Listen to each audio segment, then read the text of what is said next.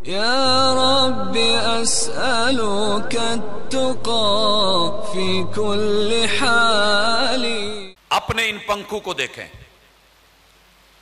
ان کو ایک جگہ چاہیے کہ وہاں آزادی سے گھوم سکیں، ایک زاویے تلک جہاں تلک کمپنی نے ان کی بناوٹ میں جگہ رکھی ہے. وہ پیچھے پلر سے جڑے ہوئے ہیں، دیوار سے لگے ہوئے ہیں. اگر پنکھا کہے کہ آزادی کا مقصد یہ ہے کہ مجھے دیوار سے نہیں لگاؤ، میں جہاں مرضی گھوموں جاؤں، تو یہ اس کی آزادی نہیں ہے، یہ بربادی ہے، یہ اس کے لیے بھلائی نہیں ہے. حضرات اسی طرح پتنگ فضا میں اڑ رہی ہے، کھلی فضا ہے، آزاد ہے، ادھر جائے ادھر جائے.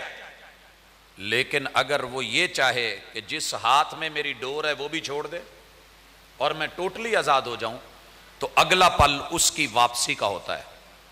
پھر بلندی ختم ہو جاتی ہے، کمال اور عروج اس وقت جواب دے جاتا ہے، زوال کی طرف، زمین کی طرف اس کا سفر شروع ہو جاتا ہے. تو وہ آزادی جس میں پابندی ملحوظ خاطر رہے، اپنا دائرہ کار، اپنا ظرف، اپنا برتن اور اپنی اوقات، اور یاد رہے ہماری اوقات کیا ہے کہ ہم بندے ہیں.